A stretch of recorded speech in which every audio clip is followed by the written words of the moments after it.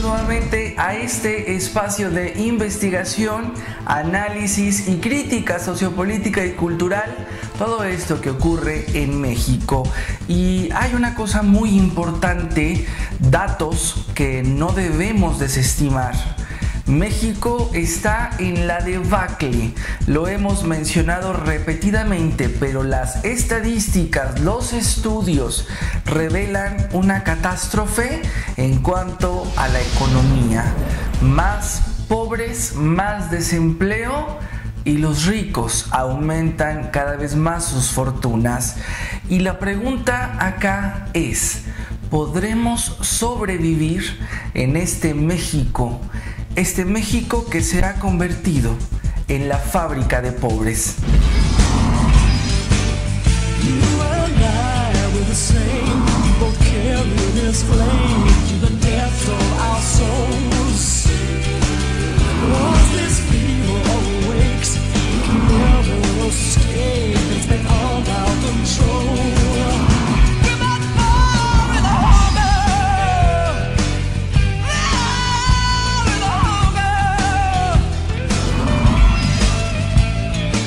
México es uno de los países, junto a Israel y Turquía, de mayor riesgo de pobreza entre los miembros de la OCDE.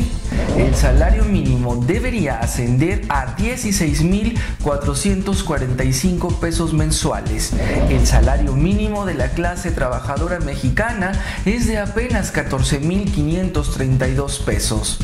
18.5% de la fuerza laboral no cuenta con el ingreso suficiente para cubrir sus necesidades básicas. Además, está entre los países de mayor pobreza laboral y con más alta tasa de desempleo informal. 8 millones de personas están desempleadas. Más de 2.3 millones de mexicanos sobreviven en la informalidad, sin acceso a prestaciones sociales, servicios de salud y vivienda. El 58% de los niños en México son pobres y viven con al menos una carencia que les dificulta el correcto ejercicio de sus derechos sociales. De 21.1 millones de niños, niñas y adolescentes, hay 4.7 millones, 12.1%, que viven en pobreza extrema.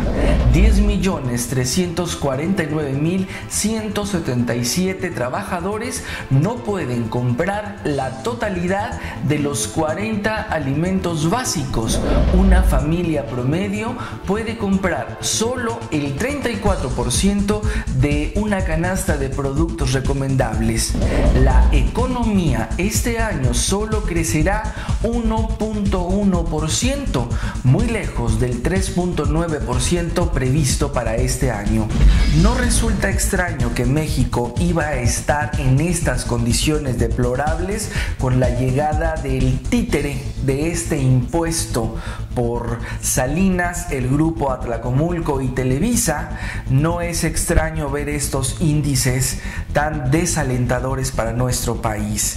Pero en algunos estudios que realizó también la OCDE dice que 8 de cada 10 mexicanos están satisfechos con sus condiciones, y probablemente esto se deba a la maquinaria que han utilizado a través de los medios masivos de comunicación, sobre todo con la nociva, con el cáncer social llamado Televisa, donde las figuras aspiracionales que ven en pantalla en las telenovelas o en programas como Laura Bozzo les indican que el mexicano debe siempre aspirar, pero no llegar jamás a un estado mejor, porque el pobre es más feliz, porque el pobre es mejor persona y los ricos generalmente son malas personas. Y aunque en nuestro contexto así es, porque no llega ni a 5,000 familias quienes amasan las grandes fortunas en este país. Solamente en este 2014, Carlos Slim, este fulanete, multimillonario, que no pudiéramos estar tan seguros de que él opere solo.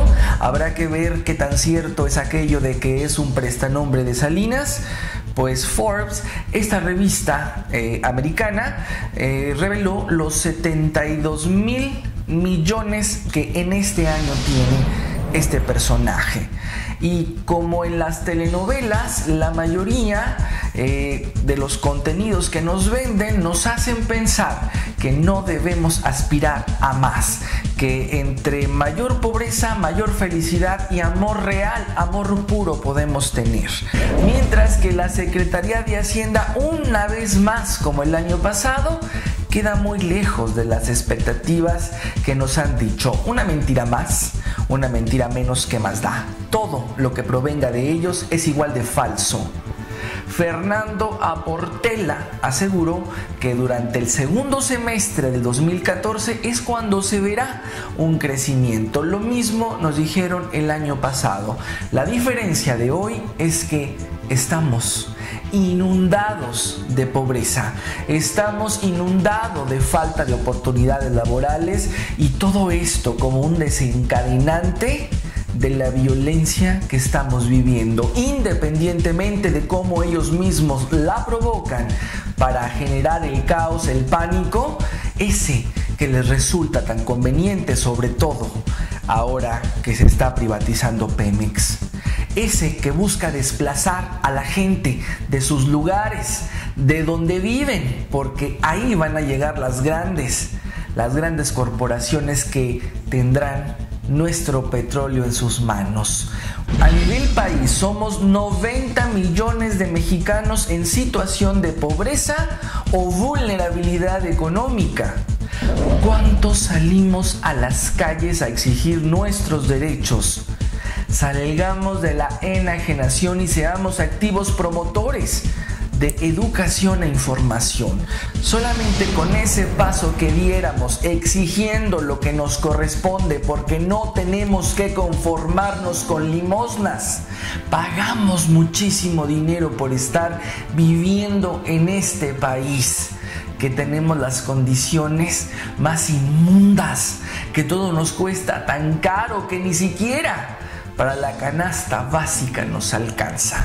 De ese tamaño, y todavía muchos creen que papá gobierno no debería de resolver lo que los mexicanos padecemos. No es que queremos que lo resuelva, el asunto es que pagamos por ello. Y una de las cuestiones más importantes será tener esa compasión que nos falta por el otro, dejar de ser tan individualistas y compadecernos de lo que está viviendo el otro, e entender y saber que esto no se va a resolver si no nos unimos. Ahí tenemos una serie de plataformas que podemos utilizar. Están las redes sociales, están las propuestas de Noroña, las propuestas de Andrés Manuel, de Morena, etcétera. Pero no la vivimos cuestionando y cuestionando, en lugar de ver la forma de cómo unificar fuerzas. El enemigo, lo hemos dicho, es de un tamaño inmenso que no termina con los parásitos que tenemos en México.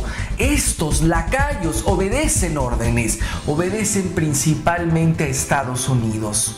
La revista Contralínea, en una reciente edición, decía: el panorama de estancamiento económico, desempleo, miseria e inseguridad se extenderá durante todo el sexenio. No nos extraña que así esté y que así vaya a ser. El problema es que no va a cambiar, y el problema es que en nuestras manos tenemos la oportunidad de no seguir sobreviviendo en estas condiciones. Pero nada se va a concretar, nada se va a lograr mientras no unifiquemos esfuerzos, por un lado. Por otro, mientras sigamos en el conformismo absoluto, y por otro, que sigamos enajenados en los medios masivos de comunicación, en estos medios masivos que nos venden la chatarra que nos vende y que pareciera que a muchos en este país les encanta. Gracias una vez más a todos por la amabilidad de ver, de comentar y compartir este material en todas las redes sociales. Nos vemos en la próxima emisión. Entra a hugosat.com, donde encontrarás noticias, novedades y el portafolio de los principales proyectos de Hugo Sat, productor de medios audiovisuales.